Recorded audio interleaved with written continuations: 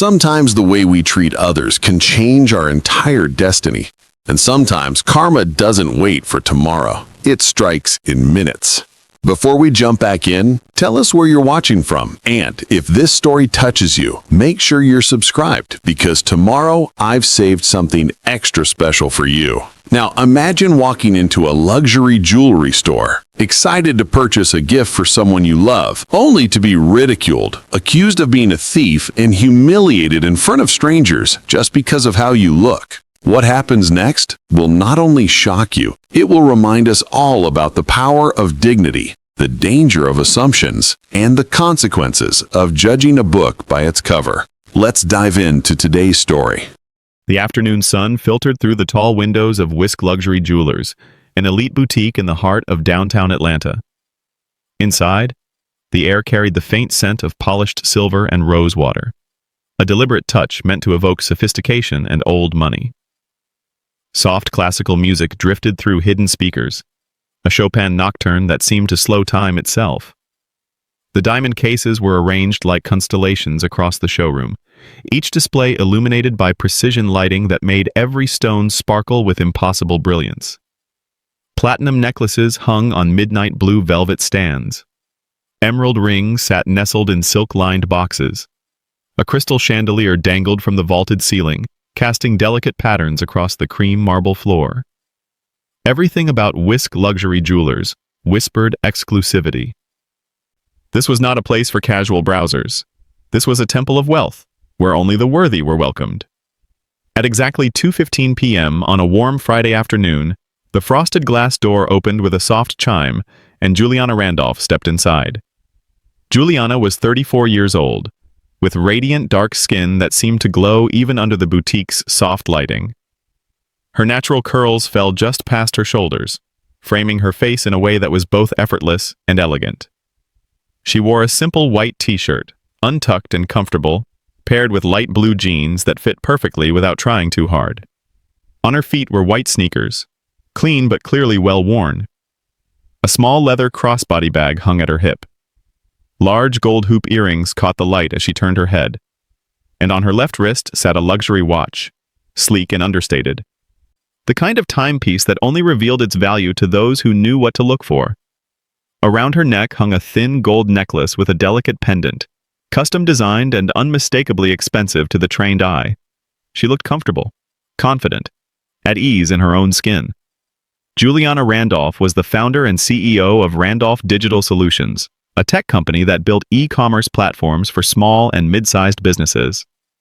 In just 7 years, she had transformed a one-woman startup into a multi-million-dollar enterprise with offices in 3 states and a client roster that included some of the fastest-growing brands in the country. She had been profiled in business magazines, invited to keynote at industry conferences, and built a personal net worth that most people only dreamed about. But today, none of that mattered. Today, she was simply a daughter who wanted to buy her mother something beautiful. Her mother's 60th birthday was 3 days away. 60 years of sacrifice, strength, and unconditional love. 60 years of working double shifts as a nurse, raising Juliana alone after her father passed away when she was 12.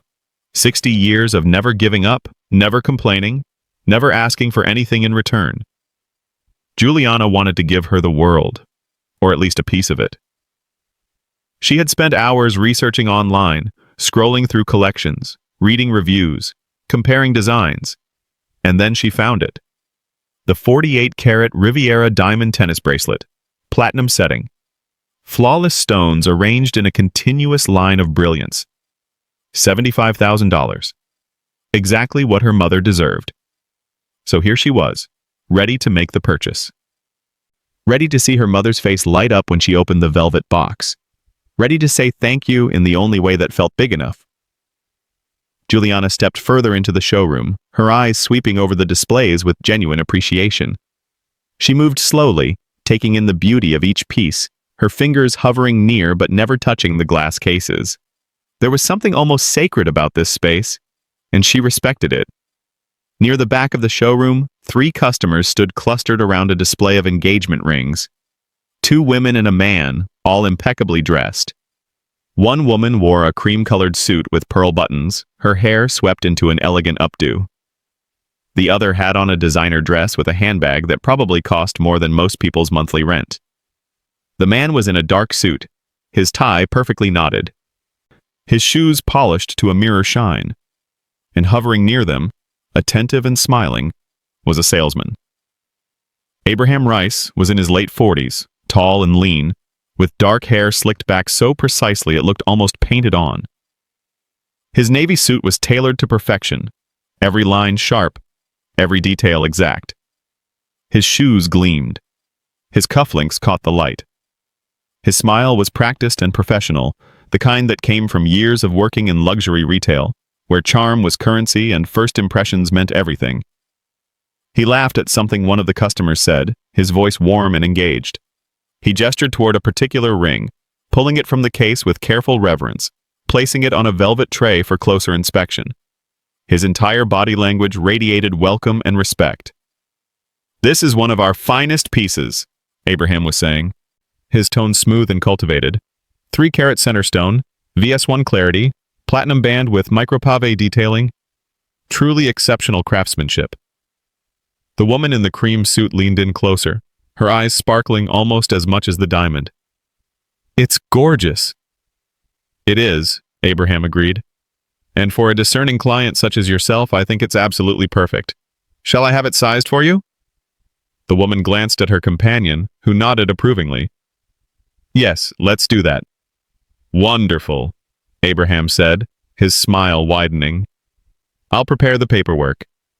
And please, take your time looking at our anniversary collection as well. I think you'll find some stunning options." He carefully returned the ring to its case and excused himself, walking toward the reception desk with confident strides. That's when he saw Juliana. His eyes landed on her, and for just a fraction of a second his expression shifted. It was subtle, a flicker of assessment. His gaze traveled from her sneakers to her jeans to her plain white t-shirt, then to her face, then back to her shoes. His smile thinned, didn't disappear, but changed. Became cooler, more formal, less genuine. He altered his path slightly, moving toward her but without the same energy he had shown the other customers. "Good afternoon," Abraham said as he approached, his tone polite but distant, like he was greeting someone who had wandered into the wrong building. "Welcome to Whisk Luxury Jewelers. Are you looking for something in particular or just browsing today?" The word browsing hung in the air with just a little too much emphasis. Juliana turned to face him, her expression open and friendly. "Good afternoon. I'm looking to purchase a diamond tennis bracelet. I saw the Riviera collection online and I'd like to see it in person." Abraham's smile tightened further. His eyes flicked to her crossbody bag, then back to her face. "The Riviera collection," he repeated slowly, as if testing whether she understood what she had just said. "That's one of our premium lines. Very exclusive." "I know," Juliana said calmly. "That's why I'm here." Abraham clasped his hands in front of him, his posture shifting into something that looked almost concerned. Paternal, even. "Of course," he said, his voice taking on a gentle, explanatory tone. "I just want to make sure you're aware that those pieces start at $75,000. They're investment-grade jewelry. Significant purchases." He paused, letting the number settle. Juliana's expression didn't change. "Yes, I'm aware. I've done my research. I'd like to see the 48-carat bracelet specifically." Abraham blinked. His jaw tightened slightly, just enough to notice if you were paying attention. He glanced past Juliana toward the front of the store, then back at her. "I see," he said, though his tone suggested he saw something entirely different than what Juliana was telling him. "Well, we do have a lovely selection of more accessible pieces as well. Sterling silver, gemstone accents. Very elegant, very popular. Much more practical for everyday wear." The word practical landed like a brick. Juliana's smile remained steady, but her voice took on a firmer edge. "I'm not looking for practical. I'm looking for the Riviera. Can you show it to me or not?" Abraham's expression hardened. The pretense of politeness began to crack at the edges. He glanced again at her outfit, his eyes lingering this time, making his judgment obvious. "Ma'am," he said, his voice dropping into a lower register, something condescending creeping in. "I've been in this business for a very long time. I understand that sometimes people come into stores like this to see what luxury looks like, to take pictures, to experience something outside their usual environment." Juliana's chest tightened. She knew exactly where this was going. "That's not why I'm here," she said quietly, her voice controlled, but her eyes sharp. Abraham gave her a thin smile, one that didn't reach anywhere near his eyes. "Of course not," he said, though his tone said otherwise. "But I think, if I'm being honest, you'd be much more comfortable at one of the stores across the street. Perhaps the costume jewelry section in the mall. They have some very nice pieces there. Much more suited to—" He gestured vaguely at her clothing. "Your style." The words hung in the air like smoke. Around them, the other customers had stopped browsing. The woman in the cream suit glanced over, her eyebrows raised. The man in the dark suit turned slightly, pretending not to listen but clearly paying attention. Even the other salesperson, a younger man named Richard, looked uncomfortable, his eyes darting between Abraham and Juliana. Juliana felt the heat rise in her cheeks, not from embarrassment, from anger, from disbelief, from the exhausting familiarity of this exact moment, played out in different settings, in different cities, with different faces saying the same degrading things. She opened her mouth to respond, then stopped. No, not yet. Instead, she reached into her crossbody bag and pulled out her phone. Her fingers moved with calm precision, unlocking the screen, scrolling through her contacts. Abraham watched her, a smirk playing at the corner of his mouth. "Calling someone?" he asked, his voice dripping with false concern. "Perhaps a friend who can give you directions to more appropriate shopping options?" Juliana didn't answer. She simply looked at him, her gaze steady and unreadable. Juliana stood in the center of the showroom, phone in hand, her thumb hovering over the screen. She didn't dial immediately. Instead, her mind drifted backward, pulled by the familiar ache of being underestimated. She was 12 again, standing in the cramped kitchen of their public housing apartment in East Atlanta. Her mother was at the stove, still in her nursing scrubs, exhausted from a double shift but stirring a pot of soup anyway because Juliana needed to eat. The walls were thin enough to hear the neighbors arguing. The paint was peeling near the ceiling. The refrigerator hummed too loudly, a constant reminder that it could break down any day. But her mother never complained. She just kept moving, kept working, kept believing. "You're going to do something big one day," her mother had told her that night, brushing a hand over Juliana's natural curls. "Don't let anyone tell you different. Not your teachers, not your friends, nobody." Juliana had believed her, even when kids at school made fun of her secondhand clothes. Even when guidance counselors suggested trade school instead of university. Even when her first business loan application was rejected by 7 banks before the 8th finally said yes. She had built Randolph Digital Solutions from nothing. Late nights in that same apartment, coding until her eyes burned, teaching herself everything the world hadn't bothered to teach her. Her first client paid her $800 for a website. Her 100th client paid her $80,000. By year 5, she had sold a proprietary platform to a Fortune 500 company for 8 figures. 8 figures. And now she stood in a jewelry store being told to shop at the mall. Juliana blinked, pulling herself back to the present. Abraham Rice was still watching her, arms crossed, that smug expression carved into his face like he'd won something. She lowered her phone without making a call. Not yet. "I'm still waiting to see the bracelet," Juliana said evenly, her voice carrying across the showroom. Abraham's smile widened, but there was nothing friendly in it. He took a step closer, then another, circling around her slowly, deliberately, like a predator assessing prey. "Let me ask you something," Abraham said, his voice dropping into a tone that pretended to be reasonable. "What's your budget today?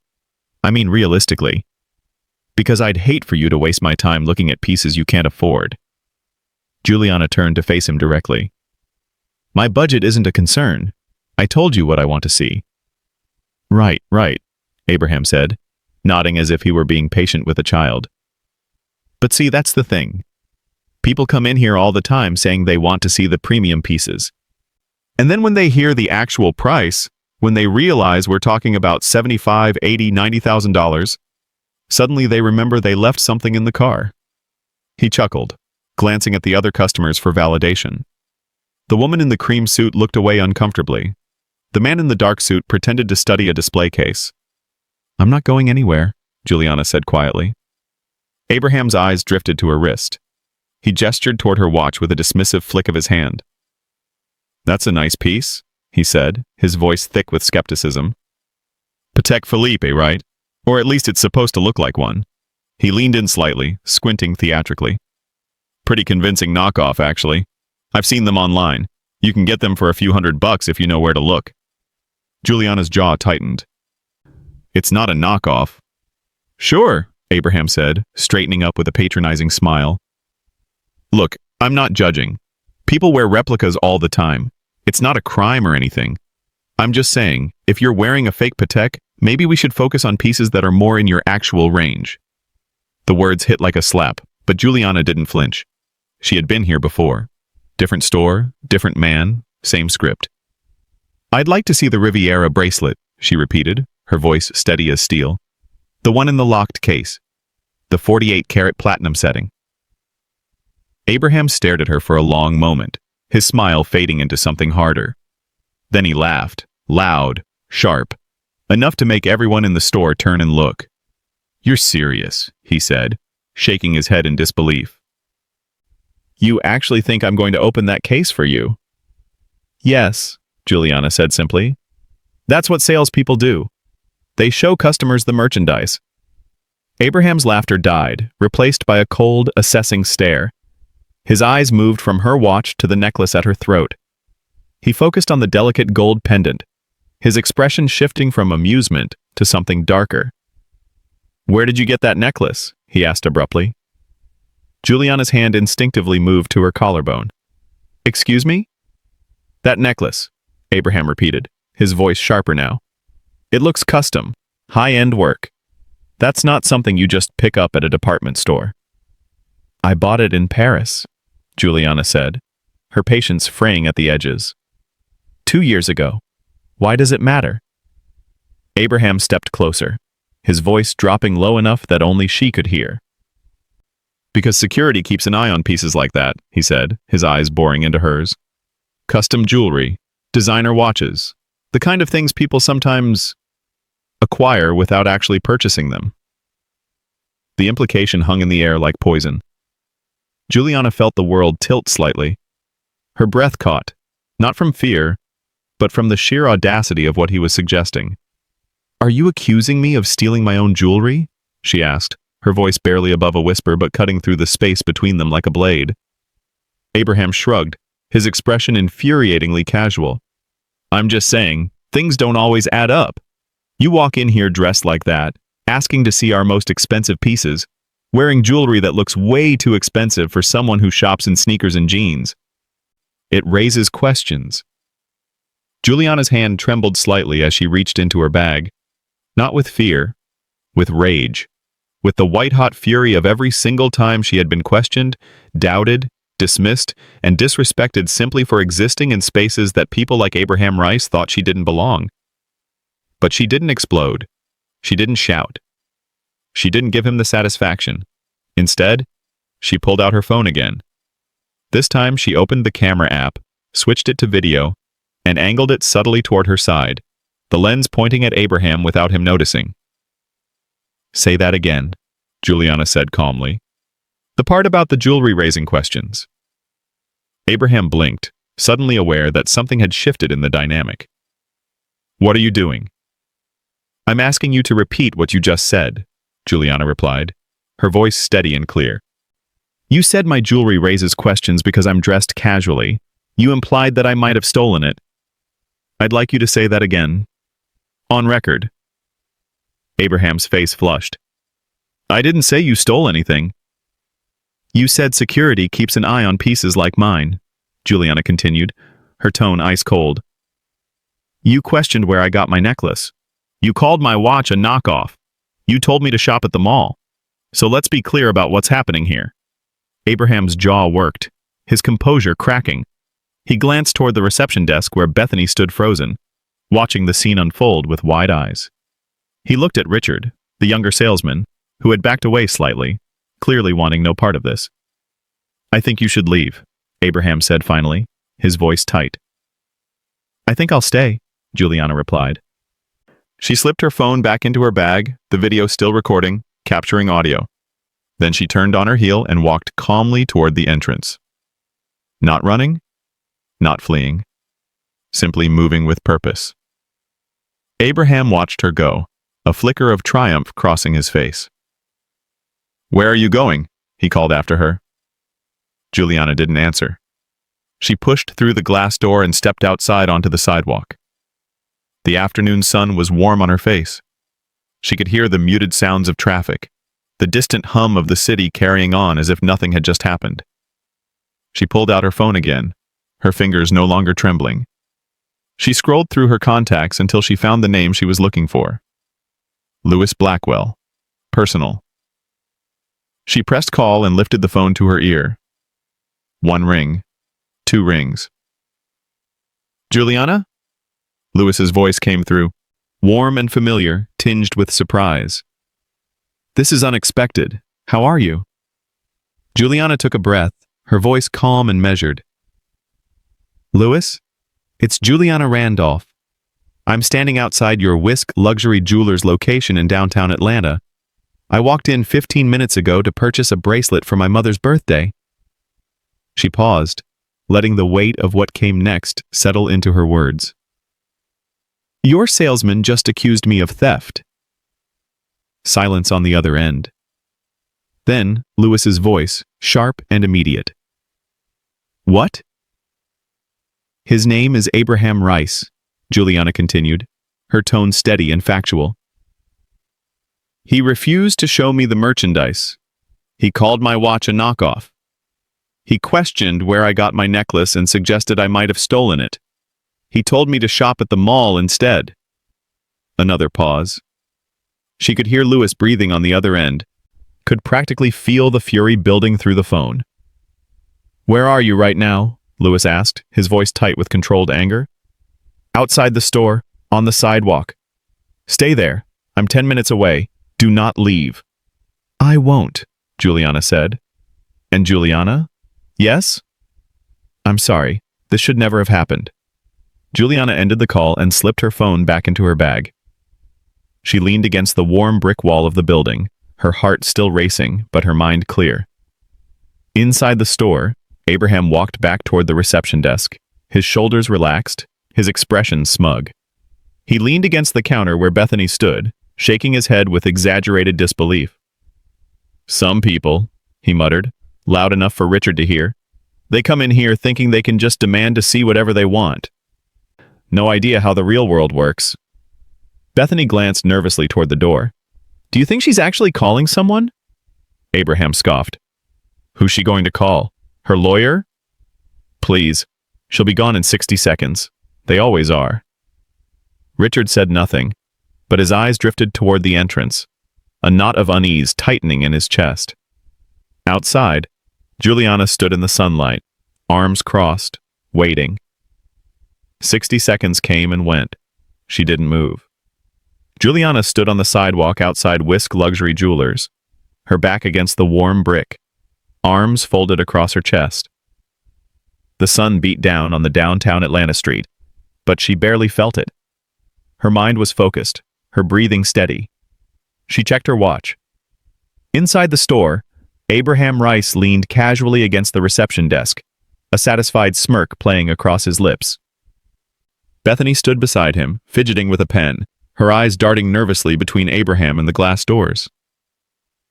You handled that well, Richard said quietly, approaching from the display area, though his tone suggested he didn't quite believe his own words. Abraham waved a dismissive hand. You have to know how to read people in this business. That woman was never going to buy anything. She just wanted to waste our time, take some pictures for her social media, make herself feel important. Richard shifted uncomfortably. She seemed pretty serious. They always do, Abraham said, his voice carrying the weight of someone who believed he'd seen it all. Trust me, 15 years in luxury retail? I can spot a fake buyer from across the room. Bethany finally spoke, her voice thin with uncertainty. What if she really does know someone? What if she calls corporate? Abraham laughed, the sound sharp and confident. She's not calling anyone. And even if she does, what's she going to say? That we didn't roll out the red carpet for someone who walked in wearing sneakers? Please. 3 blocks away, a black Mercedes S-Class sedan accelerated through a yellow light, its engine purring with controlled power. In the back seat, Louis Blackwell sat with his phone pressed to his ear, his jaw tight, his eyes fixed on nothing. As I was saying, the Paris collection will ship next week, a heavily accented voice said through the speaker. We are confirming the insurance values now, but Monsieur Blackwell, are you still there? Louis barely heard him. His mind was replaying Juliana's words. Your salesman just accused me of theft. Monsieur Blackwell? I have to go, Louis said abruptly, but we have not finished discussing the... Something's come up. We'll reschedule. Louis ended the call mid-sentence, his thumb pressing the red button with more force than necessary. He leaned forward, tapping his driver's shoulder. Faster, Marcus. And don't worry about the lights. The driver glanced in the rearview mirror, catching the intensity in his employer's eyes. He nodded and pressed the accelerator. Inside the store, the atmosphere had shifted subtly. The woman in the cream suit had completed her purchase and left, but 2 new customers had entered, an older couple browsing anniversary gifts. They moved quietly through the displays, occasionally whispering to each other, but their attention kept drifting toward the front windows. Abraham had returned to his station near the premium cases, straightening already straight brochures, adjusting his tie in the reflection of the glass. He looked relaxed, in control, master of his domain. Bethany leaned toward Richard, her voice barely above a whisper. Should we call someone? I mean, just in case? Richard glanced at Abraham, then back at Bethany. Call who? I don't know. Security? Management? Abraham is management, Richard reminded her. Senior consultant. He's been here longer than anyone except the owner. Bethany bit her lip, unconvinced. Outside, Juliana pushed off the wall and checked her watch again. 7 minutes had passed. She turned and walked back toward the entrance, her stride purposeful but unhurried. The glass door opened with its soft chime, and she stepped inside. Every head turned. Abraham looked up from his display case, his expression shifting from surprise to annoyance to something that resembled amusement. Well, he said loudly enough for everyone to hear. Look who's back. Juliana didn't respond. She walked directly to the locked case containing the Riviera collection, the one she had asked to see twice now. She stopped in front of it, close enough to see her reflection in the glass, and stood perfectly still. Her hands remained at her sides. Her expression was neutral, unreadable. She simply waited. Abraham watched her for a moment, then exchanged a glance with Bethany. He pushed off from his station and walked toward Juliana, his steps slow and deliberate. Can I help you with something?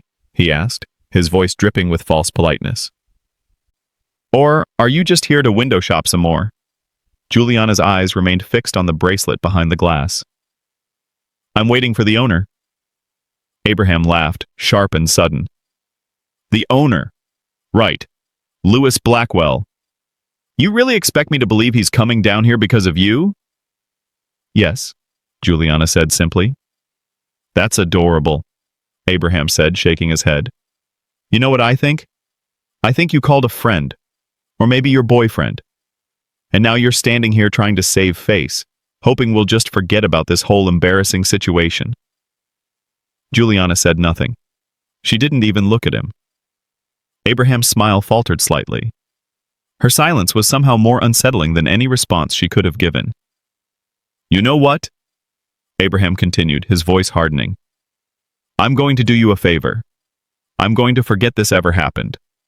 You can leave right now, with your dignity intact, and we'll just pretend you never walked in here making ridiculous demands." Still, Juliana said nothing. The older couple near the anniversary display had stopped pretending to browse. They were watching openly now, sensing that something was unfolding, something worth paying attention to. Richard stood near the reception desk, his discomfort growing by the second. He pulled out his phone and opened the store's security app, pulling up the live camera feeds. He scrolled through them quickly. Main showroom, check.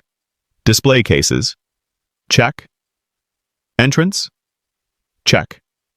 Everything was being recorded.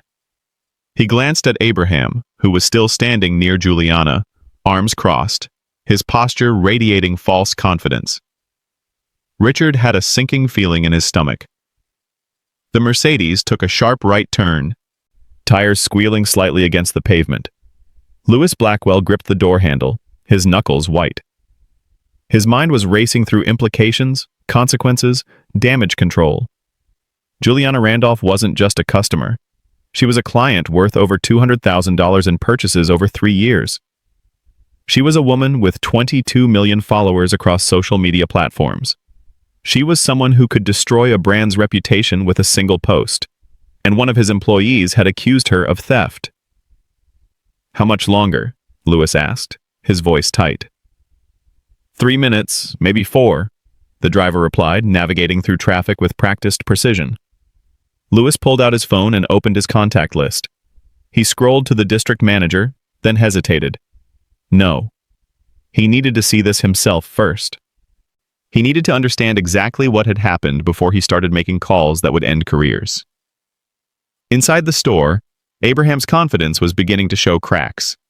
Juliana had been standing in front of the display case for nearly 4 minutes now, silent and still as a statue. She hadn't moved, hadn't spoken, hadn't even blinked as far as he could tell. It was unnerving. "Look," Abraham said, his voice losing some of its edge. "I don't know what kind of game you're playing, but you can't just stand here all day.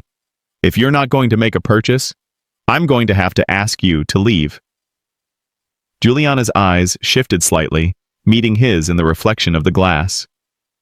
"I'm not leaving," she said quietly. Abraham's jaw tightened.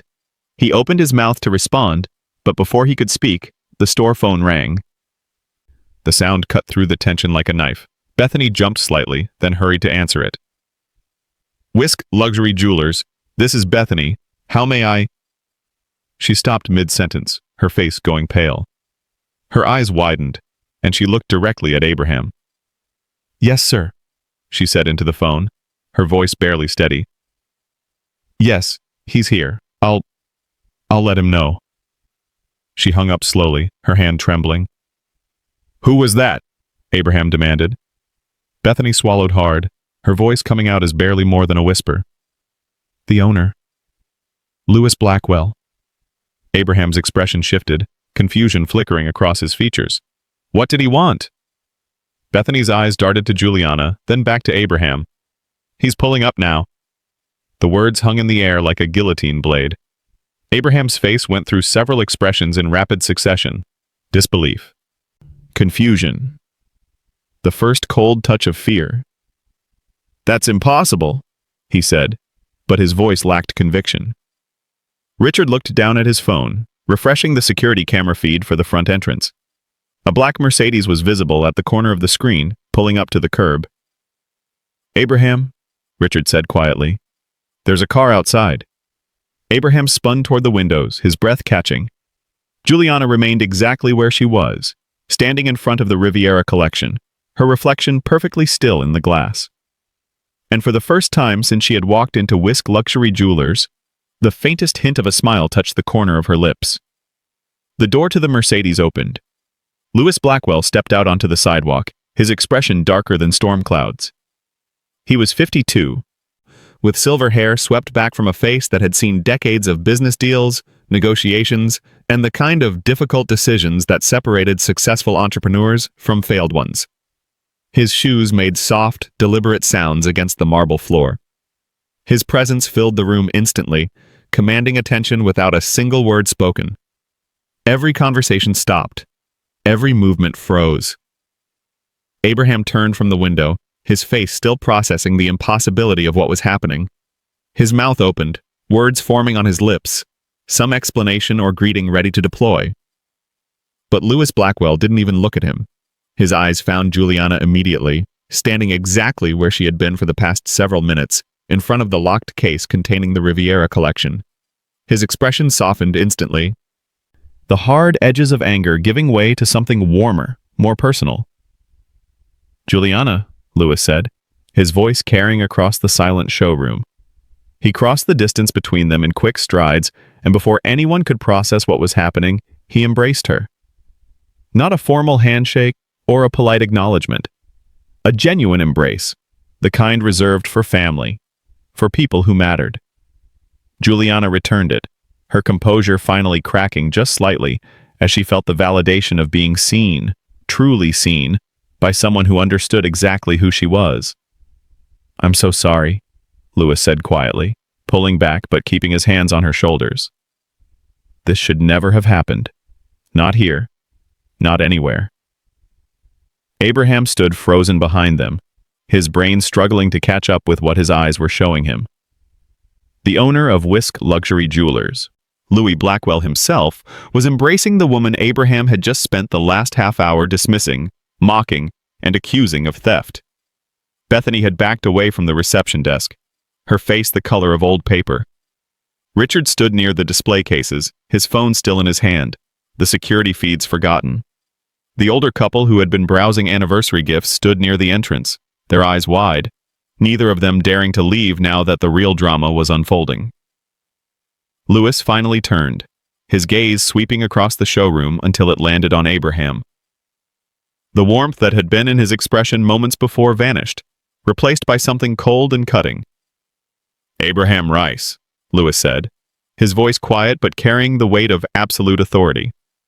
Abraham straightened instinctively, years of retail conditioning snapping him into professional posture. "Mr. Blackwell, I can explain." "Not yet," Lewis interrupted, his tone leaving no room for negotiation. "First, I want to make sure I understand the situation correctly." He turned back to Juliana, his expression softening again. "You came here to purchase a gift for your mother, correct?" Juliana nodded. The 48-carat Riviera diamond bracelet for her 60th birthday. Lewis's jaw tightened. And instead of receiving the service that every customer deserves, especially someone who has been as loyal and valued as you, what happened? Juliana glanced at Abraham, then back at Lewis. Her voice was steady, factual, devoid of emotion. "I was told to shop at the mall. My watch was called a knockoff. My necklace was questioned. And I was accused of theft." The last word landed like a hammer. Abraham's face flushed red. "That's not... I didn't say..." "Actually," Juliana said calmly, reaching into her crossbody bag, "I have a recording." The room went silent again. A different kind of silence now. Heavier, more dangerous. Abraham's eyes widened. "You recorded me?" "I recorded the conversation," Juliana corrected, "which took place in a public retail space where I had every legal right to document what was happening to me." She pulled out her phone, tapped the screen a few times, and then looked at Lewis. "Would you like to hear it?" Lewis nodded, his expression unreadable. "Please. On speaker."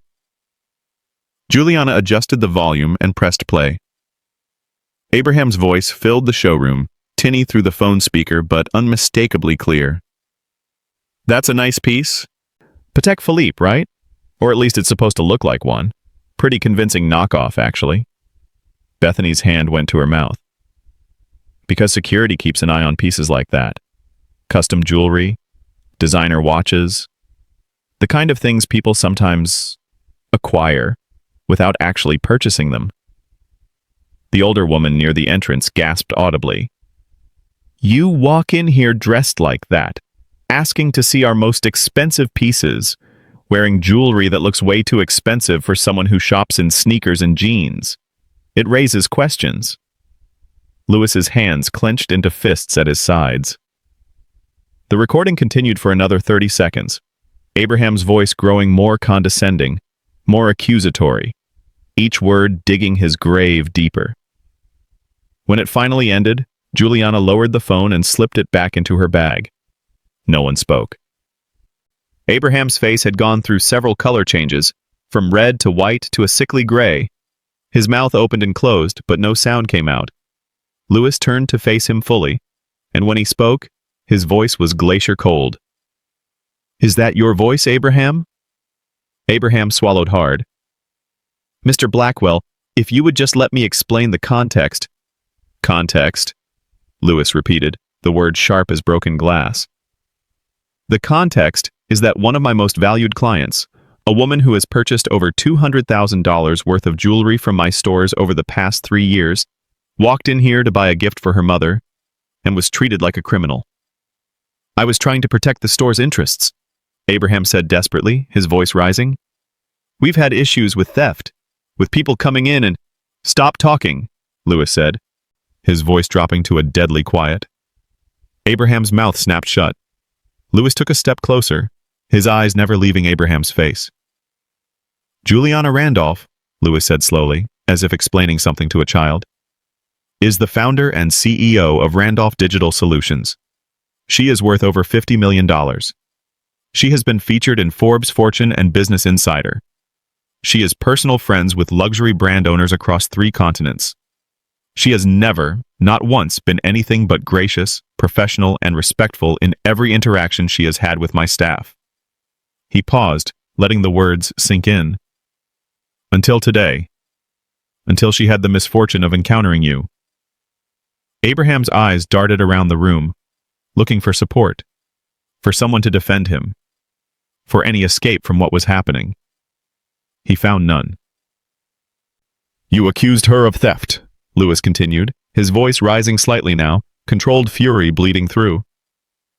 "You questioned her integrity. You insulted her appearance. You dismissed her based on nothing more than the clothes she was wearing and the color of her skin." "That's not fair," Abraham protested, his voice cracking. "This isn't about race. I was just—" "You were just what?" Lewis demanded. "Doing your job? Is that what you think this was?" Abraham's jaw worked, but no words came out. Lewis turned to Richard, who still stood frozen near the display cases. "Richard, pull up the security footage from the last hour." Richard nodded quickly, his fingers fumbling with his phone. Within seconds, he had the footage pulled up on the store's tablet. Lewis took it from him and scrolled through the timeline, his face darkening with each passing moment. He stopped at a particular frame, showing Abraham gesturing dismissively at Juliana, while other customers received warm, attentive service. "This is what you call protecting the store's interests?" Lewis asked, turning the tablet so everyone could see. He scrolled forward, Abraham circling Juliana like prey. Abraham laughing openly. Abraham leaning in close, his finger nearly pointing at her necklace. "You humiliated a customer," Lewis said, his voice flat and final. "You violated every policy this company has about respect, dignity, and equal treatment. You damaged this brand's reputation, and you did it with such confidence, such arrogance, that you didn't even consider the possibility that you might be wrong." He handed the tablet back to Richard and turned to Abraham one last time. "You're fired." The words dropped like stones into still water. Abraham blinked, his face going blank with shock. "What?" "You're fired," Lewis repeated, his voice steady and clear. "Effective immediately. Pack your name tag, collect your personal belongings from your locker, and leave the premises. You have 15 minutes. "You can't do this," Abraham said, his voice rising to a shout now, panic replacing shock. "I've been here for 15 years. I have the best sales record in this region. I have a family, a mortgage, You should have thought about that before you decided a customer's appearance mattered more than their humanity," Lewis said coldly. Abraham's face twisted with rage. "This is a mistake. You're making a huge mistake. She provoked me. She came in here trying to—" "Stop," Lewis said, his voice cutting through Abraham's tirade like a blade. He gestured toward the entrance where 2 security officers had appeared, summoned by some silent signal. Both were young, professional, and stone-faced. "Gentlemen," Lewis said calmly, "please escort Mr. Rice to his locker, and then off the property. If he causes any problems, call the police." Abraham's eyes went wide. "You're calling security on me? This is insane!" "This is consequence," Lewis corrected. "Something you clearly needed to learn." The security officers moved forward, flanking Abraham on either side. He looked around wildly, at Bethany who couldn't meet his eyes, at Richard who looked away, at the customers who watched in stunned silence. "This isn't over," Abraham shouted as the officers gently but firmly guided him toward the back of the store. "I'll sue. I'll go to the press. Everyone will know what happened here." "Please do," Lewis said calmly. "I'll provide them with the recording myself." Abraham's face went purple with rage and humiliation. He tried to pull away from the security officers, but they held firm, professional, unyielding. "You'll regret this!" Abraham screamed, his voice echoing through the showroom. "This is a mistake! A huge mistake!" But his voice was already fading, being swallowed by distance and the heavy door that led to the back offices. And then he was gone. The showroom fell silent again, but this time it was different. The tension had broken. The storm had passed. Lewis took a deep breath, his shoulders relaxing slightly. He turned back to Juliana, his expression tired, but genuine. "I am truly, deeply sorry," he said quietly. Juliana nodded slowly, the weight of the last hour finally settling into her bones. "Thank you," she said simply. The silence that followed Abraham's removal lasted only seconds, but it felt like minutes. Lewis Blackwell stood near the center of the showroom, his posture still rigid with controlled anger. Juliana remained by the display case, her hands steady now, her breathing even. The other customers hadn't moved, frozen between the desire to leave and the compulsion to witness what came next. Then the back door opened again. Abraham Rice stumbled through it, his navy suit somehow looking rumpled now, his carefully slicked hair falling slightly out of place. His face was red and blotchy, his eyes wide and desperate. The security officers followed a step behind, clearly surprised by his sudden movement. "Wait!" Abraham said, his voice cracking. "Please." "Just wait." Lewis turned sharply. "I thought I made myself clear." "Mr. Blackwell, please," Abraham said, moving toward the center of the room. His professional composure had completely shattered. "Just give me 1 minute. 1 minute to explain." "There's nothing to explain," Lewis said coldly. But Abraham wasn't looking at Lewis anymore. His eyes had fixed on Juliana, and something desperate and broken had taken over his expression. He crossed the distance between them in unsteady steps, and then, to everyone's shock, his knees buckled. Abraham Rice dropped to the marble floor in front of Juliana Randolph, his hands clasped together, his face tilted up toward hers like a man begging for salvation. "Please," he whispered, his voice thick with emotion. "Please, I'm begging you. I made a mistake. A terrible mistake. But I have a daughter. She's in college, junior year at Georgia State. I'm paying her tuition. I'm covering her housing. If I lose this job, if I get fired, I can't afford to keep her there." Bethany gasped softly from the reception desk. Richard looked away, uncomfortable witnessing the complete collapse of a man who had seemed so confident just 20 minutes ago. The older couple near the entrance had their phones out now, recording. This moment would be on social media within the hour, shared and reshared, dissected and debated across platforms Juliana knew intimately. But she didn't look at them. She looked down at Abraham, kneeling on the floor of the jewelry store he had lorded over like a kingdom, and she felt nothing but cold, absolute clarity. "You have a daughter," Juliana repeated quietly, her voice carrying through the silent showroom. Abraham nodded frantically. Yes. She's everything to me. She's smart, she's going to graduate, she's going to make something of herself. Please, I'm begging you, don't let one mistake ruin her future." Juliana's expression didn't change. She looked at him for a long moment, and when she spoke, her voice was ice calm, each word deliberate and precise. "You judge my mother's worth by my genes," she said.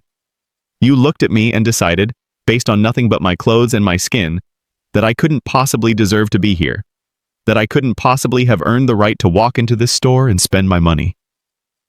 Abraham's face crumpled. I know I was wrong. I'm sorry. I'm so sorry. You accused me of theft, Juliana continued, her voice still steady. You questioned where I got my jewelry. You implied I was a criminal. You humiliated me in front of strangers. I wasn't thinking, Abraham pleaded, tears now streaming down his face. I made assumptions, terrible assumptions. But please, my daughter doesn't deserve to suffer because of my mistakes. She's worked so hard. She's on the dean's list. She volunteers at homeless shelters on weekends. She's a good person. I'm sure she is, Juliana said quietly. But you didn't consider that I might be a good person too. You didn't consider that I might have worked hard, that I might have overcome obstacles you couldn't imagine. You saw sneakers and jeans and decided you knew everything you needed to know. Abraham's shoulders shook with sobs. I'm sorry. God, I'm so sorry. I'll do anything. Anything, just please. Ask Mr. Blackwell to give me another chance. I'll take a pay cut. I'll work probation. I'll transfer to another location.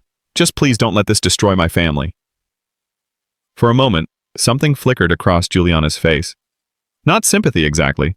Something more complicated. A recognition of pain, perhaps. An understanding of what it meant to fight for the people you loved. But it passed quickly. Your family won't be destroyed because of me, Juliana said, her voice softening just slightly. Your family will face consequences because of choices you made. Choices you've probably made before, to other people, in other situations, and you never faced accountability because those people didn't have the resources or connections I have. Abraham looked up at her, his face desperate. That's not true. I've never... You have, Juliana interrupted gently. You absolutely have.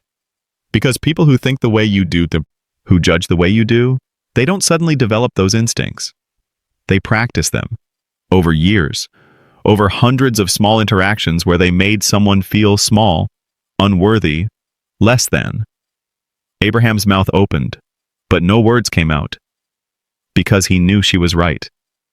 He thought about the single mother who had raised him alone after his father left when Abraham was 8. She had cleaned offices at night, coming home exhausted at dawn, her hands cracked and raw from industrial cleaning chemicals. He remembered being embarrassed when his friend's parents asked what his mother did for work. He remembered lying, saying she was in facility management instead of admitting she scrubbed toilets. He remembered the shame. The burning, corrosive shame of poverty, of being the kid with the hand-me-down clothes and the free lunch tickets. And somewhere along the way, that shame had hardened into armor, into judgment, into the need to prove he was better than where he came from, better than the people who reminded him of his mother, of the life he had escaped. He looked at Juliana now and saw his mother, saw the quiet dignity, the strength, the refusal to be diminished by people who thought they knew better.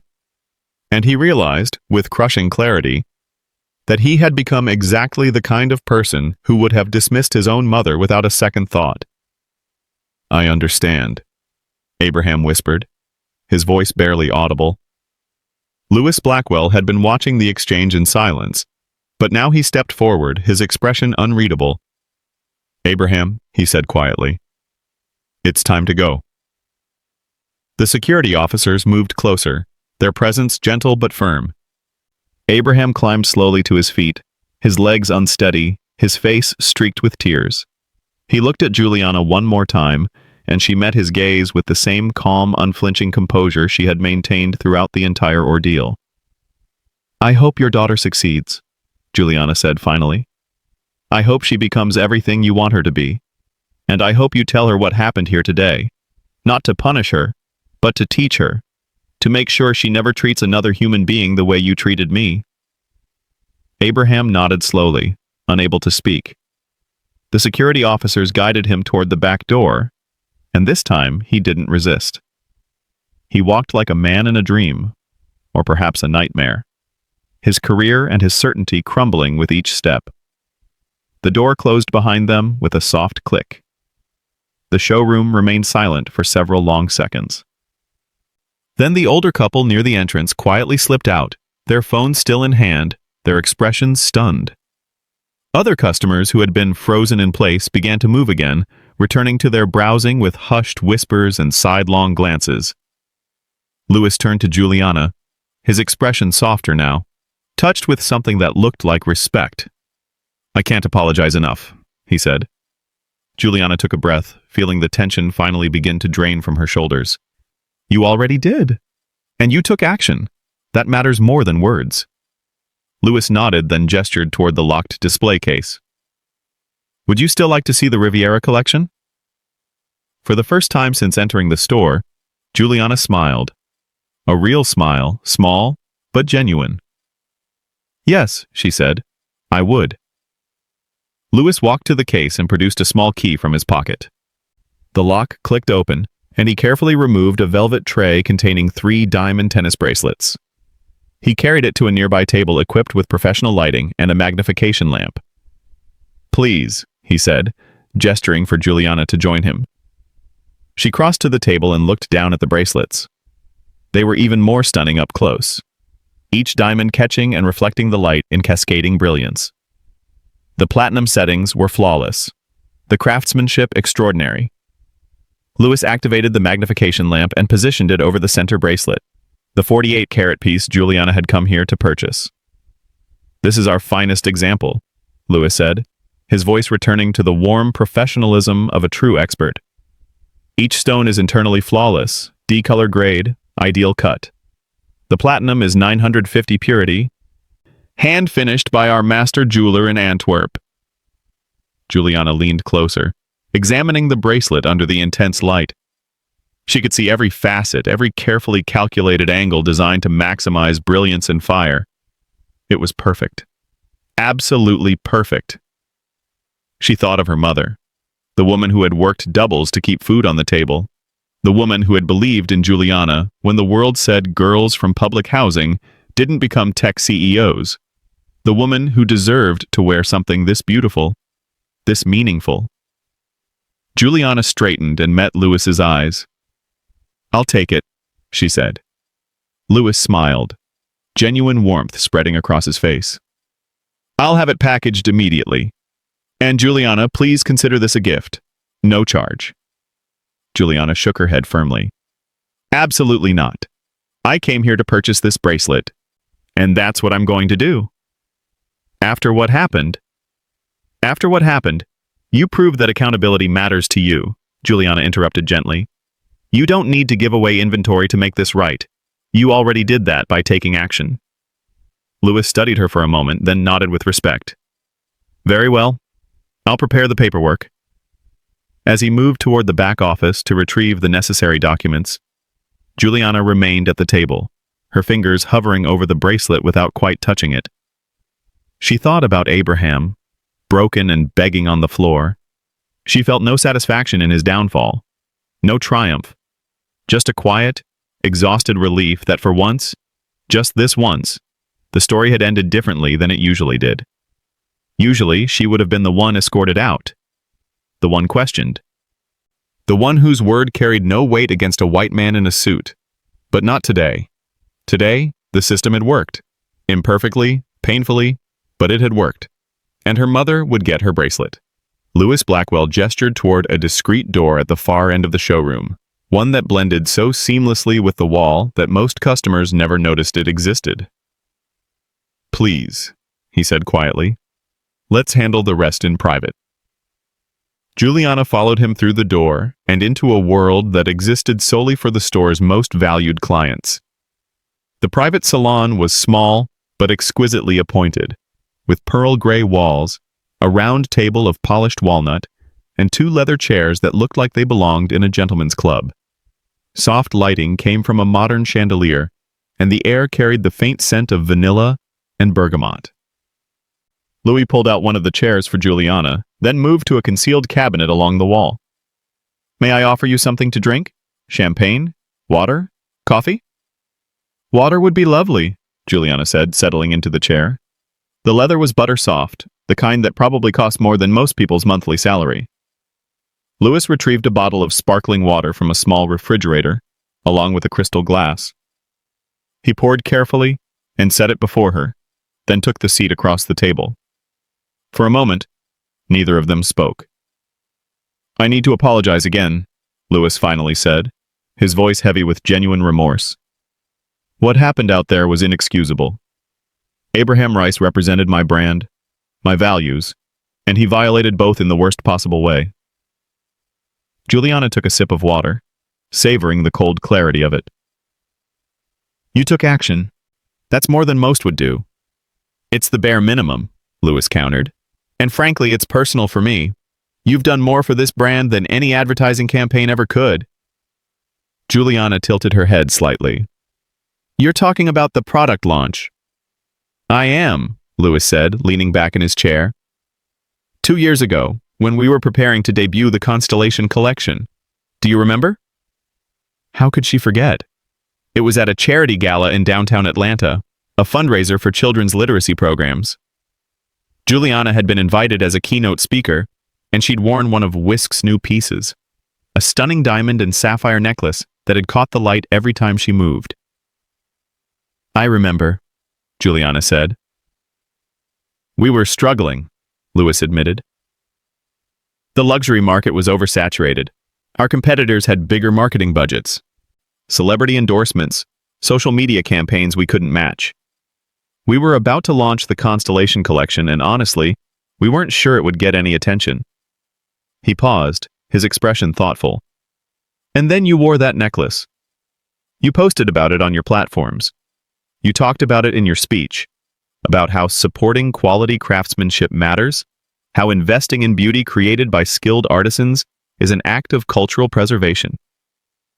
Within 48 hours, we had over 3,000 inquiries about the collection. Within 2 weeks, we'd sold out of the entire first production run." Juliana smiled slightly. "I wore it because I loved it. The craftsmanship was exceptional." "You saved that product line," Louis said simply, "and possibly this entire Atlanta location. So when you called me today and told me what had happened, I didn't just hear it as a business problem. I heard it as a betrayal of someone who had shown faith in us when we needed it most." He leaned forward, his elbows on the table, his expression sincere. "I owe you more than I can properly express. And I'm grateful you gave me the chance to make this right." Juliana met his gaze steadily. "You're a good man, Louis. That's why I called you instead of just walking away and posting about it online." "Which you would have been well within your rights to do," Louis acknowledged. "Yes," Juliana agreed. "But I believe in giving people chances to do the right thing. You took that chance. Abraham didn't." Louis nodded slowly, then rose from his chair. "Let me get the paperwork for the bracelet. I'll be right back." He slipped out of the salon, leaving Juliana alone with her thoughts and her water. She pulled out her phone and scrolled through her messages. Dozens of notifications from friends, colleagues, followers. Word was already spreading. The videos from the showroom were beginning to circulate, hashtags forming, think pieces being drafted in real time. But that could wait. Louis returned a few minutes later carrying a leather portfolio and the velvet tray with the Riviera bracelet. He set both on the table and opened the portfolio to reveal several documents. "The 48-carat Riviera diamond tennis bracelet," Louis said, transitioning seamlessly into his professional mode. "Platinum 950 setting, 48 individual stones totaling 48 carats. Each stone D-color, internally flawless, ideal cut. Fully insured, certified by the Gemological Institute of America, lifetime maintenance and cleaning included." He paused, his pen hovering over a line on the invoice. "The retail price is $385,000. Juliana didn't flinch. She'd known the approximate cost before walking into the store.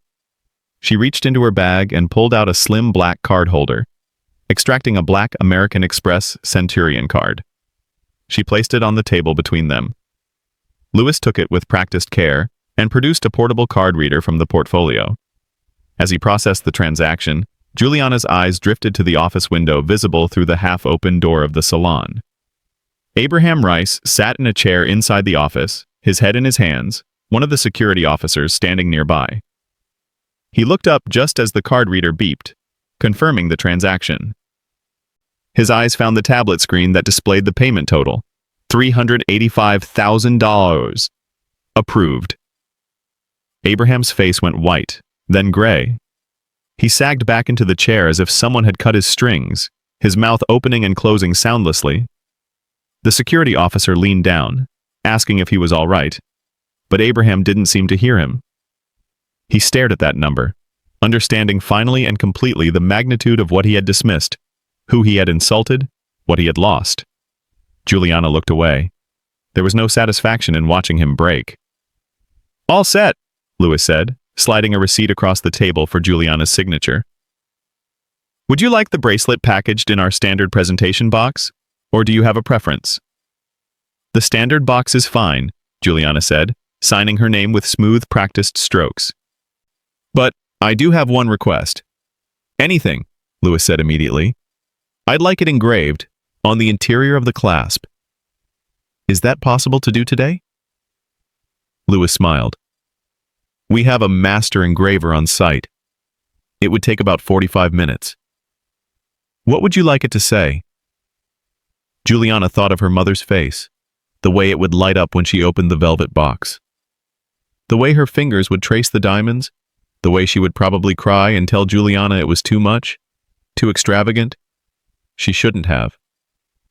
And Juliana would tell her that nothing was too much. That after a lifetime of sacrifice, of working herself to exhaustion, of putting her daughter's dreams before her own comfort, this bracelet was the smallest possible thank you. "To Mom," Juliana said softly. "Love, Jay." Lewis wrote it down carefully. "Beautiful. I'll take this to our engraver now. Please, make yourself comfortable. Would you like more water? Something to eat?" "I'm fine, thank you," Juliana said. Lewis nodded and rose with the bracelet, but Juliana's voice stopped him at the door. "Lewis, there's one more thing." He turned back, attentive. "I'd like to make a donation," Juliana said, "matched to the purchase price of the bracelet, $385,000 to a scholarship fund for underprivileged black girls pursuing degrees in STEM fields." Lewis's eyebrows rose slightly. "That's incredibly generous." "I want it done in your name," Juliana continued, "in the name of Whisk Luxury Jewelers, and I want it publicized. I want people to know that when your company makes a mistake, you don't just fix it, you turn it into something that creates opportunity." Lewis was quiet for a moment, processing the offer. Then understanding dawned in his eyes. She was giving him a way to salvage this. A way to take a PR nightmare and transform it into a story about accountability, about learning, about making meaningful amends. "I don't know what to say," Lewis said quietly. "Say yes," Juliana replied with a small smile. "And make sure the scholarship prioritizes girls from public housing, from single-parent homes, from the neighborhoods that people like Abraham look at and see nothing but problems instead of potential." Lewis nodded slowly, emotion flickering across his face. "Yes, absolutely yes. I'll have my team begin the process immediately. We'll work with established educational nonprofits. Ensure every dollar goes directly to students who need it." "Good," Juliana said. Lewis left the salon, carrying the bracelet and a burden that felt somehow lighter than it had moments before. Juliana leaned back in the leather chair, closing her eyes briefly. $385,000. It was more than her mother had earned in 10 years of nursing. More than their first apartment had cost. More than Juliana's entire undergraduate tuition. But it was worth it. Every single dollar. Because some gifts weren't about the money. They were about the message. About saying, "You mattered. You matter. Everything you did for me, everything you sacrificed, it wasn't for nothing. Look what we built together." 45 minutes later, Lewis returned with the bracelet, now engraved with Juliana's message, nestled in a velvet presentation box inside a larger box wrapped in Whisk's signature midnight blue paper with a silver ribbon. "It's perfect," Lewis said, presenting it to her with both hands, as if offering something sacred. Juliana took the box, feeling its weight. Not just the physical weight of diamonds and platinum, but the emotional weight of everything it represented. "Thank you, Louis," she said sincerely. "For everything. For listening. For acting. For being the kind of man who does the right thing even when it's hard." Louis smiled, genuine warmth in his expression. "Thank you for giving me the chance to prove I could." Juliana rose from the chair, the box secure in her hands. Louis walked her back through the showroom, which had returned to normal operations. New customers browsed the displays. Bethany stood at the reception desk, subdued but present. Richard helped an elderly man select anniversary earrings. No sign of Abraham Rice. They reached the entrance, and Louis held the door open for her. "I hope your mother loves it," he said. "She will," Juliana assured him. She stepped out onto the sidewalk, into the warm Atlanta afternoon, the sun bright overhead, the city noise a welcome contrast to the hushed intensity of the past hour. Juliana Randolph walked to her car, a midnight blue box in her hands, and justice, however imperfect, finally achieved. Abraham Rice sat in the back office, a cardboard box on the desk in front of him, and tried to remember how to breathe. The security officer, a young man named Derek, stood by the door with professional detachment, but his eyes held something that might have been pity. Abraham couldn't look at him, couldn't look at anything except the box and the small collection of items he'd been told to pack. 15 years. 15 years reduced to objects that fit in a cardboard box. His hands shook as he opened the top desk drawer. Inside were the mundane artifacts of a career: pens with the Whisk logo, business cards he'd ordered just last month, a tin of breath mints, reading glasses for close work with the jewelry. He placed them mechanically into the box. The second drawer held the Employee of the Month plaque from 3 years ago. Polished brass on walnut, his name engraved in elegant script. Abraham Rice, Senior Sales Consultant, in recognition of outstanding service and dedication. He stared at it for a long moment, then placed it face down in the box so he wouldn't have to see his own name. The bottom drawer was personal, a framed photo of his daughter, Kimberly, at her high school graduation. She was smiling, her cap tilted slightly askew, her whole future stretching out before her like an open road. Abraham had been so proud that day, so convinced that he had given her something better than what he'd had. Now he wondered what he would tell her. He placed the photo carefully in the box, wrapping it in a silk polishing cloth so the glass wouldn't break. "Mr. Rice," Derek said gently, "we need to move along." Abraham nodded without looking up. He closed the box flaps and stood, his legs unsteady beneath him. He felt 100 years old. Derek held the door open, and Abraham walked through it carrying his cardboard box like a coffin. The showroom stretched before him like a gauntlet.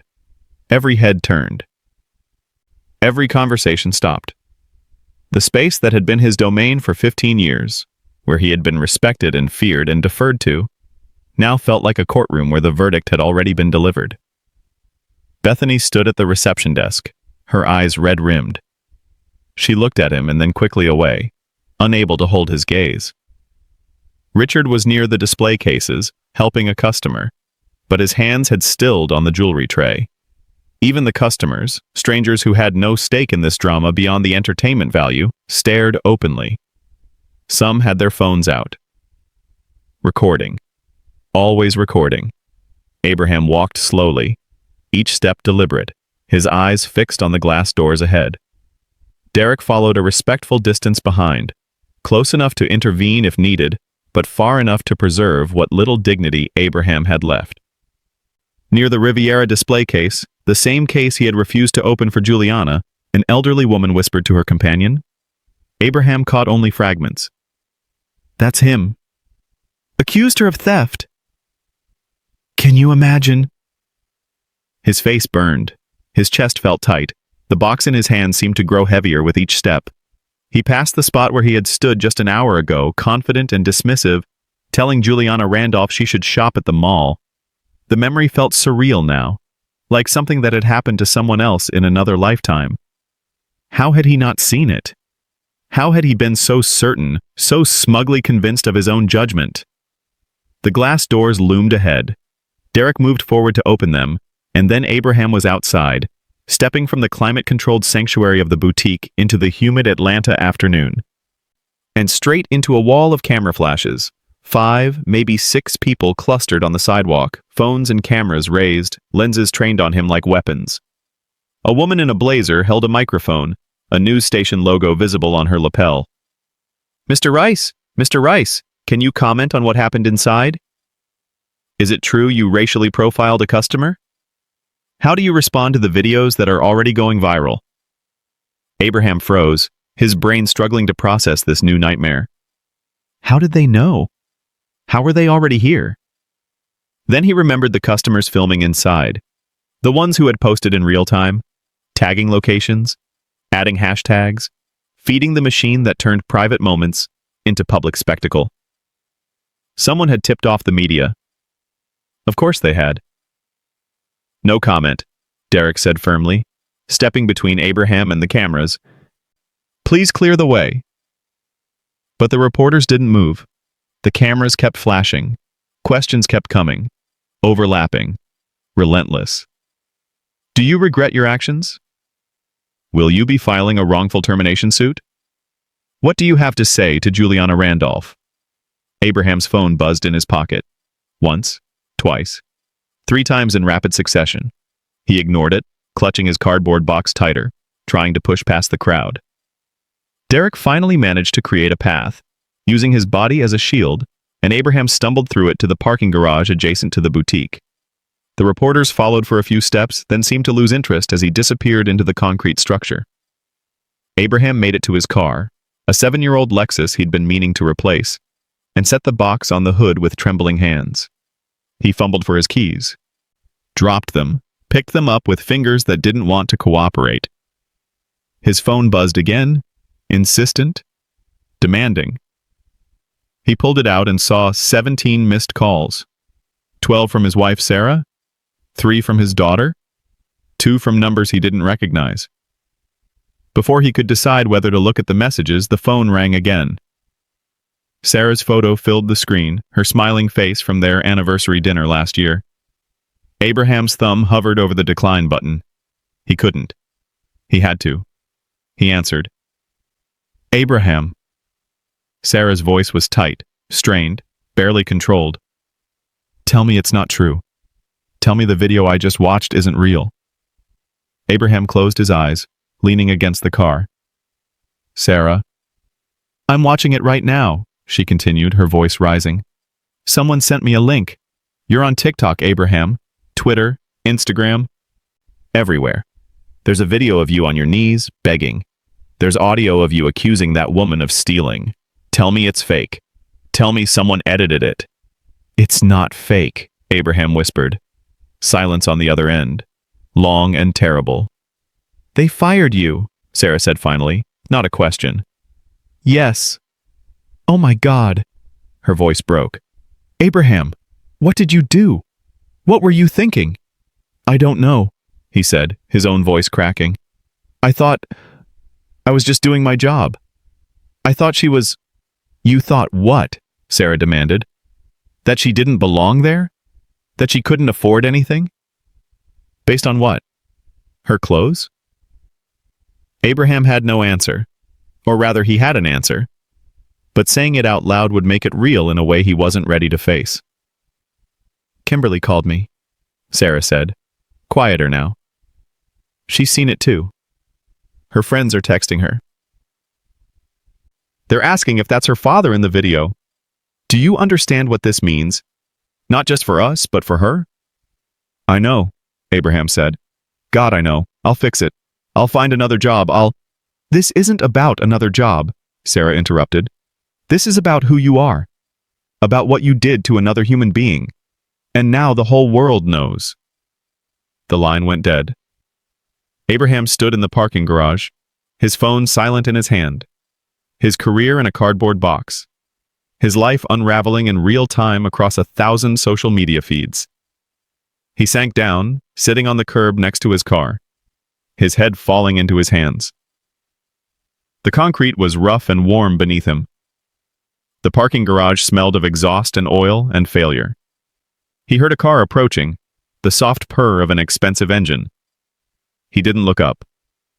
Didn't care. The car slowed as it passed him, and through his fingers, Abraham glimpsed it.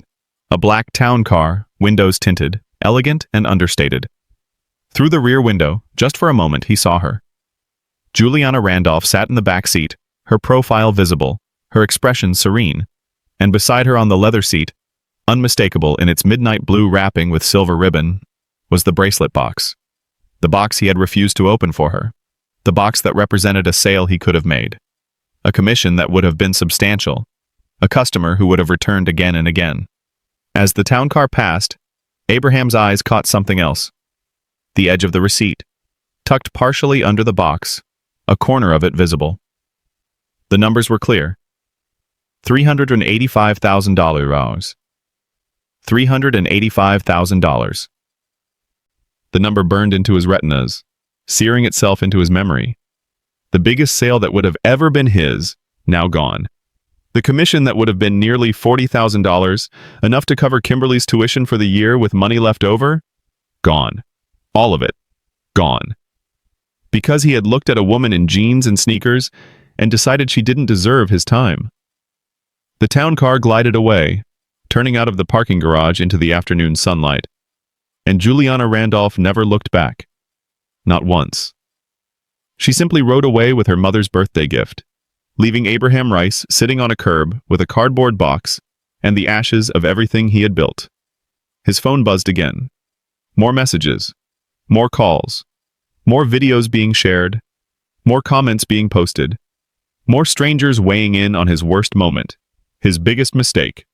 His complete and utter downfall. Abraham put his phone face down on the concrete and stared at nothing. The parking garage was quiet except for the distant sound of traffic and the slow, steady drip of water from a pipe somewhere above. And in that silence, Abraham Rice finally understood what he had lost.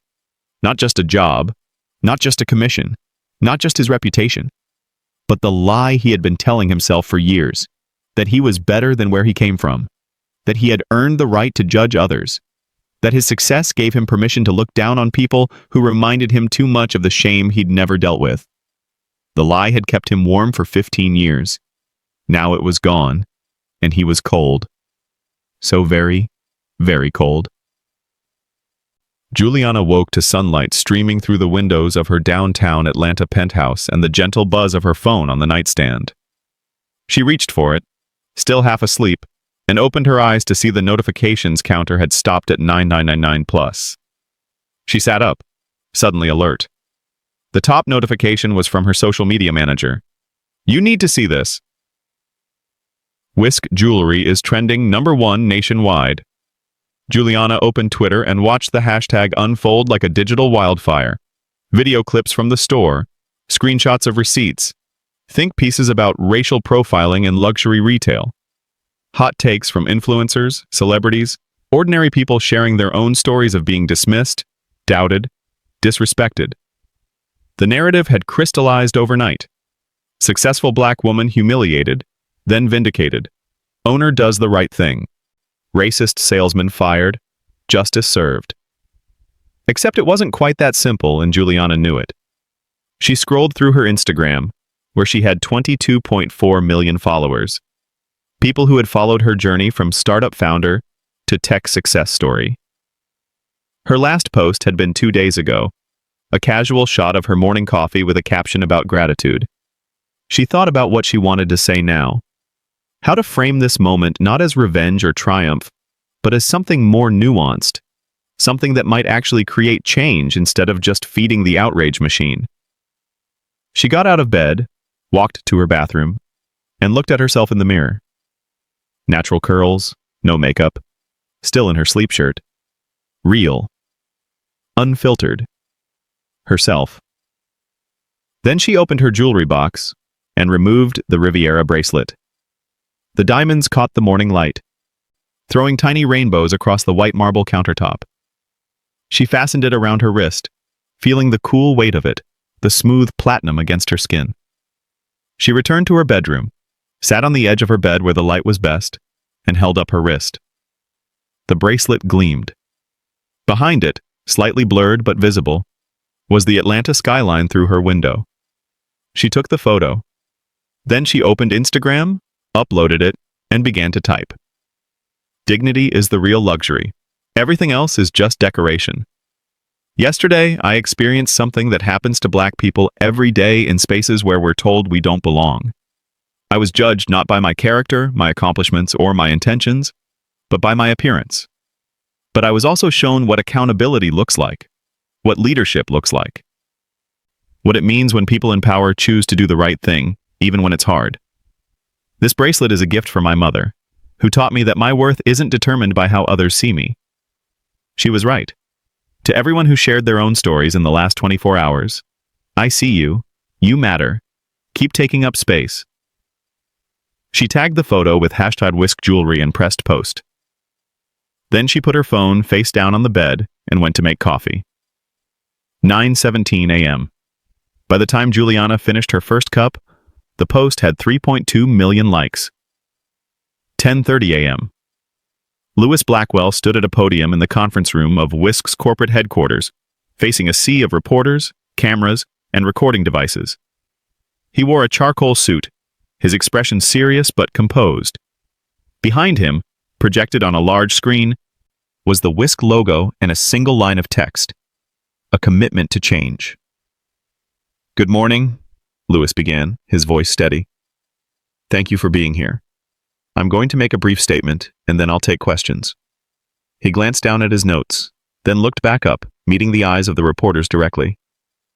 "Yesterday, one of our valued customers, Ms. Juliana Randolph, experienced racial profiling and discrimination at our downtown Atlanta location. She was accused of theft based solely on her appearance. She was denied service she had every right to expect. And she was treated with a level of disrespect that violates everything Whisk Luxury Jewelers claims to stand for." He paused, letting the words settle. The employee responsible was terminated immediately. But firing one person is not enough. This incident revealed systemic failures in our training, our culture, and our commitment to equality. Lewis gestured to a packet of papers on the podium. "Today, I'm announcing a comprehensive bias training program for all Whisk employees nationwide, starting next week. We're partnering with the National Coalition for Racial Justice to develop and implement this curriculum." Another pause.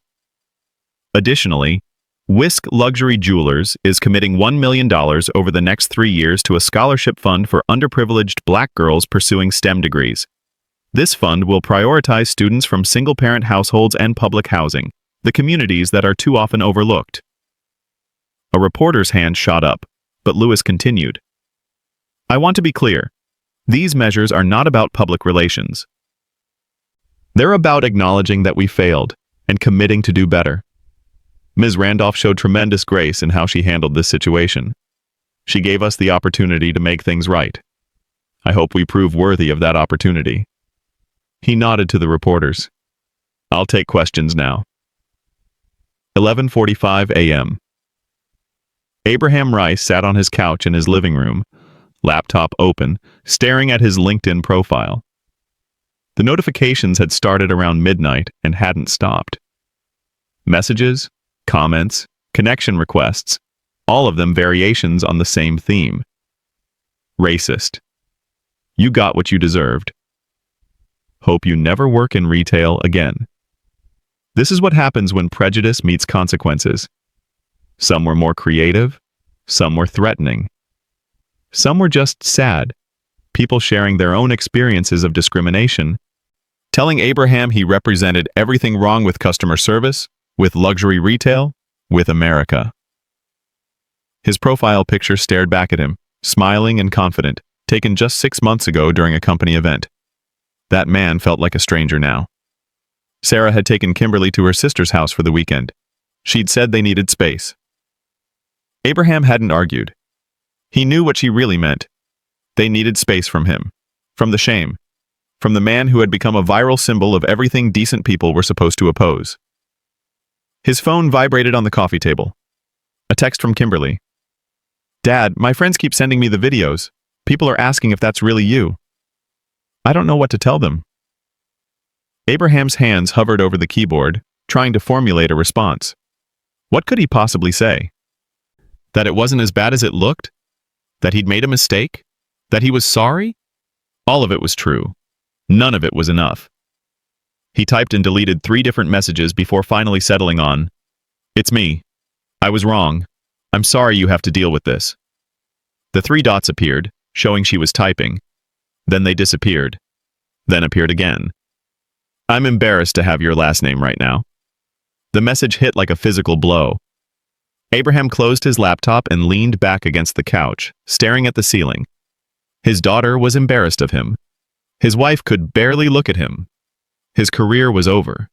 And somewhere across the city, Juliana Randolph was being celebrated as a hero while he was being crucified as a villain. The worst part? He couldn't even argue that it was unfair. Juliana's mother, Dorothy Randolph, stood in the doorway of her modest apartment in East Atlanta, staring at the delivery driver holding a midnight blue box almost reverently in both hands.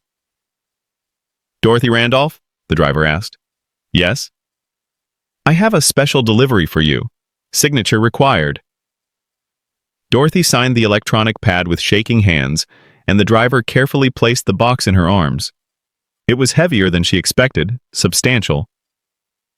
"Have a blessed day, ma'am," the driver said, tipping his cap before walking back to his van. Dorothy closed the door and carried the box to her small kitchen table. She recognized the Whisk logo on the wrapping immediately. She'd seen it in magazines, in advertisements, in the windows of stores she'd never dreamed of entering. Her phone rang. FaceTime. Juliana. Dorothy answered, and her daughter's smiling face filled the screen. "Hi, Mama?" Juliana said softly. "Baby, what did you do?" Dorothy asked, looking between the phone and the box. "Open it," Juliana encouraged.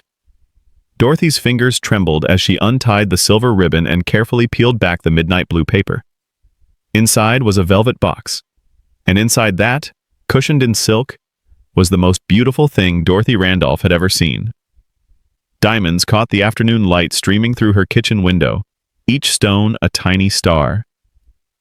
The platinum gleamed like liquid silver, and engraved on the interior of the clasp, in elegant script, were the words, "To Mom. Love. J." Dorothy's vision blurred with tears.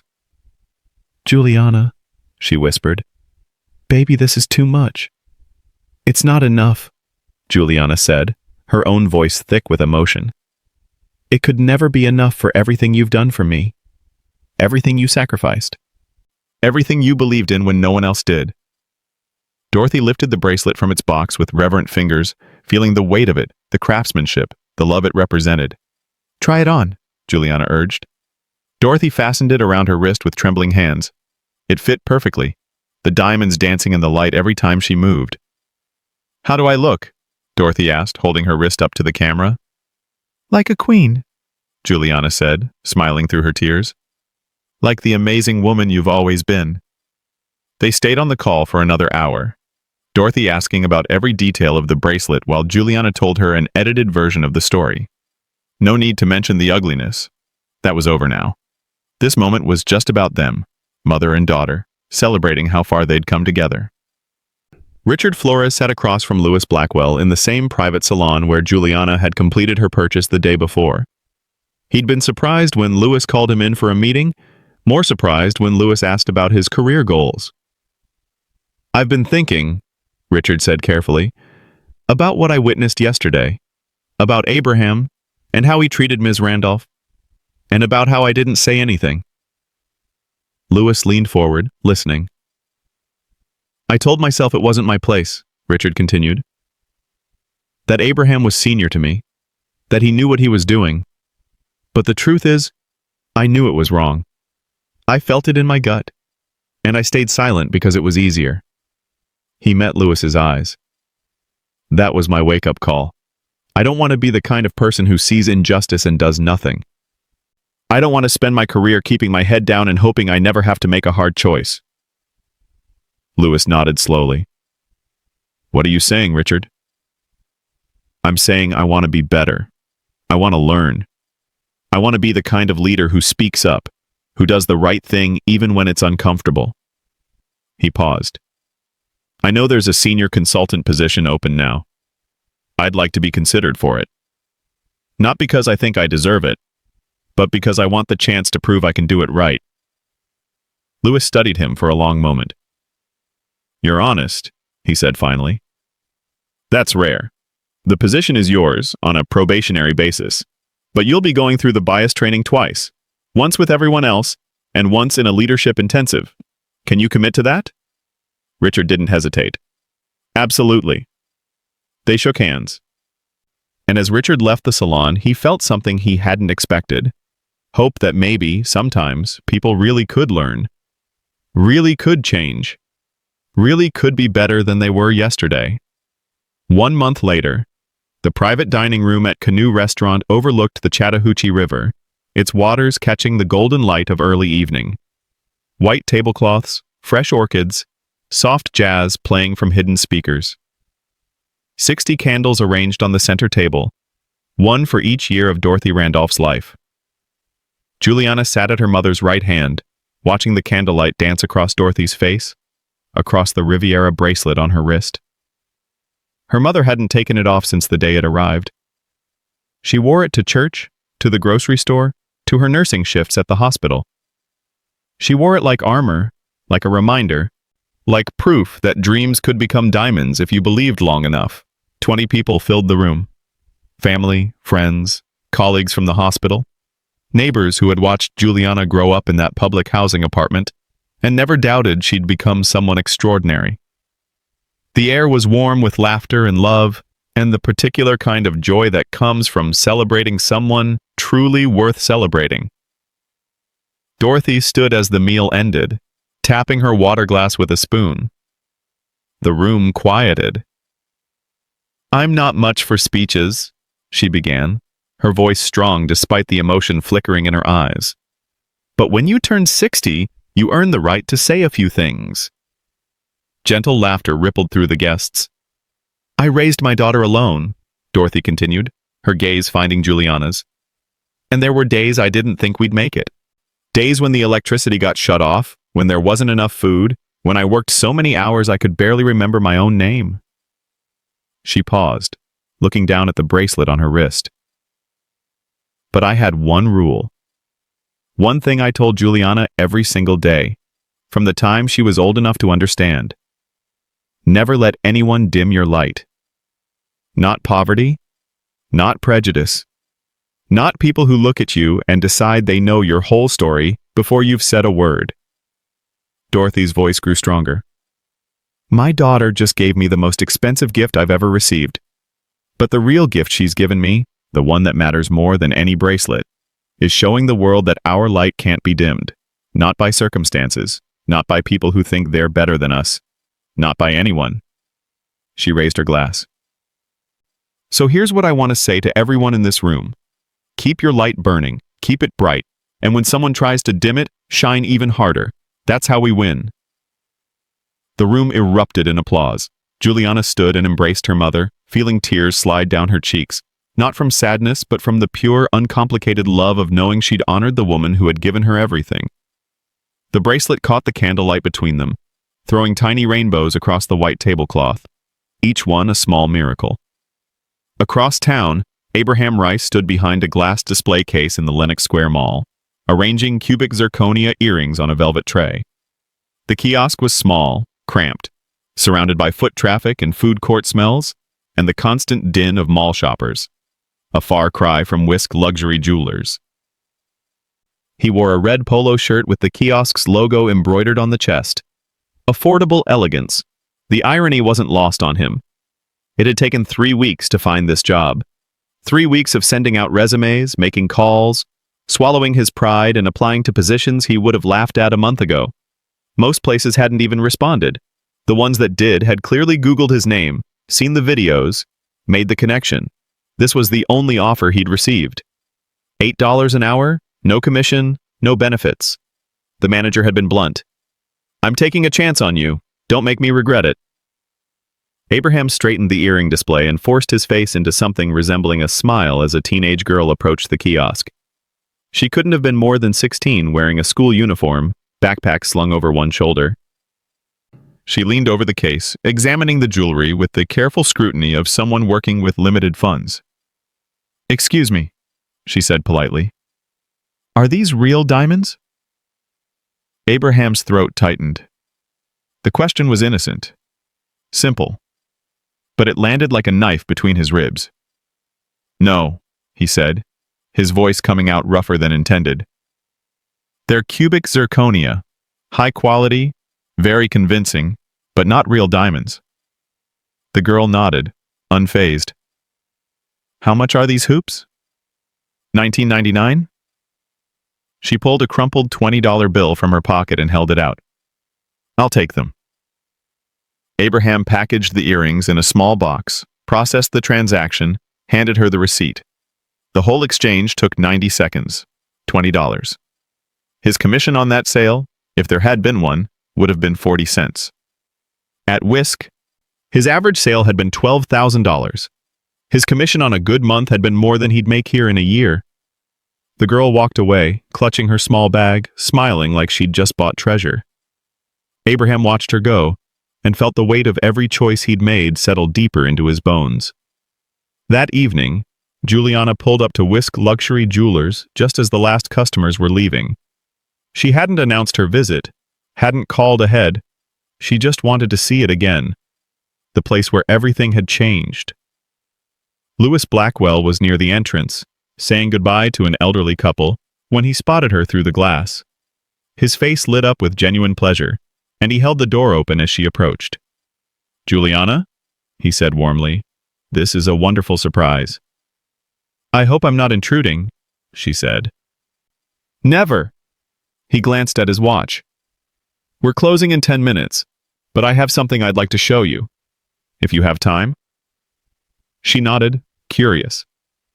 Louis led her through the showroom, past the now familiar display cases, through the door to the back offices. But instead of heading to his private salon, he took her down a hallway she hadn't seen before, stopping at a door with a brushed metal plaque. The Dorothy Randolph Training Center. Juliana's breath caught. Louis opened the door to reveal a bright, modern conference room. Large table, comfortable chairs, a wall of windows overlooking the city. But what drew her attention was the framed photograph on the wall near the entrance. Her mother, Dorothy Randolph, in her nursing scrubs, smiling at the camera. Below it, an engraved plaque, "Never let anyone dim your light. In honor of Dorothy Randolph and all those who persist despite prejudice." Juliana's hand went to her mouth. "Every employee will train here," Louis said quietly. "Every new hire, every senior consultant, every manager. They'll start their time with us in this room, learning from your mother's example, understanding what we stand for." Juliana turned to him, tears in her eyes. "Louis, this is necessary," he finished. "And right. Your mother raised a woman who changed this company. The least we can do is honor her for it." They stood in the training room for several minutes, Juliana absorbing the magnitude of what Louis had created. Not just a room, a commitment. A promise that Dorothy Randolph's light would continue to shine, would continue to teach, long after this moment had passed. 20 minutes later, the showroom was empty now. The last employee gone. Only the security lights remaining. Juliana stood alone in the space where Abraham had dismissed her, accused her, tried to make her feel small. She pulled a small card from her bag. Cream-colored cardstock, her personal stationery. Elegant and simple. She'd written the message earlier, sitting at her desk, trying to distill everything she'd learned into something useful. Assume nothing. Respect everyone. She placed the card on the counter where Abraham had stood, propping it against a display of bracelets so anyone walking by would see it. Then she stepped back, looking at the showroom one last time. The display cases gleamed under the security lights. The Riviera collection sparkled behind locked glass. Each bracelet a small fortune, each one a test of character for whoever stood on the other side of the counter. Juliana thought about Abraham, working his mall kiosk, selling $20 earrings to teenage girls. She didn't feel satisfaction. She didn't feel vindication. She just felt the weight of consequence. How one moment of prejudice had rippled outward, changing lives, ending careers, teaching lessons that should have been learned long before. She turned and walked to the entrance where Lewis was waiting to lock up. "Thank you," she said, "for everything, for the training room, for doing the right thing, for being the kind of leader we need more of." Lewis smiled. "Thank you for giving me the chance to prove I could be." Juliana stepped out into the Atlanta night. The city lights reflecting off windows and cars and the river in the distance. She walked to her car, started the engine, and drove away from Whisk Luxury Jewelers for what might be the last time. Behind her, the showroom went dark, one section at a time, but the bracelet display remained lit, a quiet glow in the darkness, visible through the front windows to anyone passing by. A warning, a reminder, a promise that everyone who walks through those doors deserves respect, that dignity is indeed the real luxury, and that 10 minutes is all it takes to rewrite someone's future, for better or for worse. Next time you're in a store, any store, remember this story. Remember Juliana, standing calmly in front of a locked case, waiting for someone to see her as she truly was. Remember Abraham, confident and dismissive, never imagining that his judgment would cost him everything. Remember Lewis, making the hard choice, the right choice, even when it meant destroying a 15-year relationship with an employee. Remember Dorothy, teaching her daughter to keep her light burning no matter how many people tried to dim it. Because the person you dismiss might just rewrite your future in 10 minutes. The person you underestimate might change your company's entire culture. The person you judge by their sneakers and jeans might be the one who teaches you what respect really means. Assume nothing. Respect everyone. And remember, dignity is the real luxury. Everything else is just decoration. Thank you for staying with me until the very end of this incredible journey. If this story touched your heart, wait until you see what's coming next. It's even more powerful and inspiring than you can imagine. So don't go anywhere. Click on that video showing on your screen right now to dive into another amazing story that will absolutely blow your mind. Trust me, you won't regret it.